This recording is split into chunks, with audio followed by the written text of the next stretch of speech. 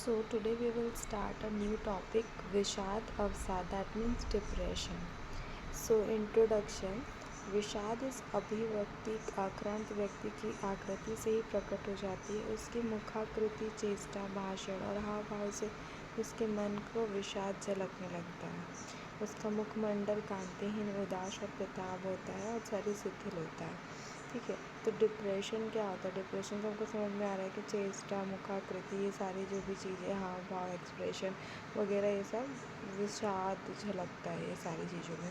और इसका clinical picture जो कि इम्पॉर्टेंट है, रोगी का चेहरा फीका हो जाता है, पीतवर्णी, निस्तेज या मुरझाया दिखता है। किसी भी रोग के से ग्रस्त व्यक्ति जब विषाद से पीड़ित मीन्स डिप्रेशन से जब पीड़ित हो जाता है तो वो रोग बढ़ जाता है और दीर्घकालीन तक बना रहता है, बहुत देर तक बनाता है। आचार्य चरक ने कहा है, विषादो रोग वर्धनाम श्रेष्ठतम।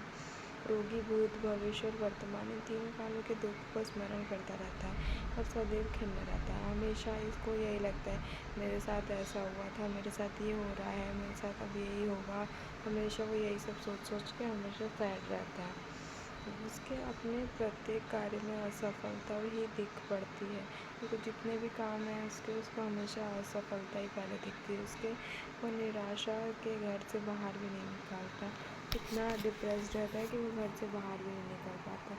वो अपने पूर्व कर्तव्यों का लेखा जोखा और जो घटना करके शरीर और मन दोनों से क्षीण हो जाता है। उसकी हर सोच में पछतावा और विषाद की चाशनी ओतप्रोत होती है। उससे नींद भी कम आती है या नहीं भी आती है, भोजन में रुचि भी नहीं होती, किया हुआ भोजन भी ठीक से नहीं पच पाता है, मलबलोद हो जाता है। उसे कोई नया कार्य करने की उत्साह नहीं होता, दैनिक कार्य करने में भी इवन रुचि नहीं होती, इंटरेस्ट नहीं होता। वो समाज से अलग रहना पसंद करने लगता है। लोगों से मिलना जुलना, बात करना उससे क्या रहता है, खतराता है। उसे अपना जीवन व्यर्थ प्रतीत होता है। तो लगे कि मेरा लाइफ जो है वेस्ट है, वो किसी से मिल नहीं पाता, ये सारी चीज़ें होती है। उत्साहहीनता बढ़ जाने पर उसे आत्महत्या की भी भावना उत्पन्न होने लगती है, सुसाइडल थॉट्स भी उसे आने लगते हैं। निराशा और असफलता जन्य चोट की अधिवक्ता होने पर उसे भूख नहीं लगती, वह खाने पीने की भी परवाह नहीं करता है। उसका मुंह सूखा रहता है और दुर्बल हो जाता है और वजन घट जाता है। दुर्बल, चिंता बढ़ जाने पर किसी से बात करना पसंद नहीं करता है। वही बार बार आप लोगों को फिर से लिख देना है। अब इसके टाइप्स देखेंगे। इस टाइप्स जो है वो हमारा सामान्य विषाद, तीव्र विषाद, कर्तव्य शून्य विषाद, बहिमुख विषाद, अंतर्मुख विषाद, संवेदनात्मक विषाद एंड असफलता जन्य विषाद। तो इतने टाइप्स हैं। तो सामान्य में क्या है, इसमें रोगी की शारीरिक तथा मानसिक क्रियाओं में शिथिलता आ जाती है, किंतु एकदम रुकावट नहीं होती है। तो इसके प्रत्येक कार्य में उत्साहहीनता की झलक दिखती है। तीव्र विषाद में क्या होता है, उसे अपने चारों ओर निराशा का घना कुमरा छाया हुआ दिखता है और उसे आशा की पतली किरण भी नज़र नहीं आती है। इसके जिसके परिणाम स्वरूप वो अपना जीवन समाप्त कर देना चाहता है। और कर्तव्य बोध शून्य विषाद जो है, उसका मानसिक विकास अवरुद्ध हो जाता है। वह बालकों जैसा व्यवहार करता है।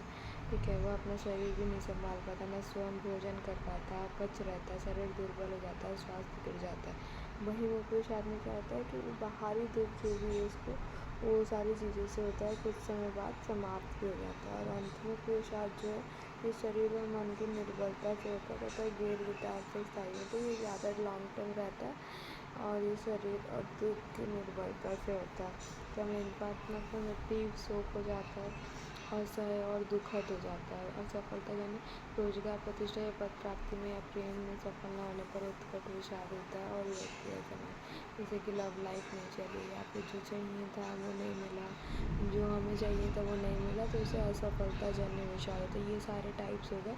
अब मैनेजमेंट कैसा है, तो कारण की खोज कर उसका निराकरण करना चाहिए। धैर्य, आश्वासन, हर्षण, संतोष देना और अनिवार्य आवश्यकताओं को पूर्ति करना आवश्यक है। उन्माद अपस्मान में वर्णित चिकित्सा पद्धति का प्रयोग करना चाहिए। तो ज़्यादा कुछ नहीं, पहले तो हमें कारण जो उसका कॉज है उसको हमें खोजना है और उसको हमें सॉल्व करना है। देन हमें पेशेंस रखना है, आश्वासन चिकित्सा करनी है, सेटिस्फेक्शन देना है, ये सारी चीज़ें करना बहुत ज़रूरी है।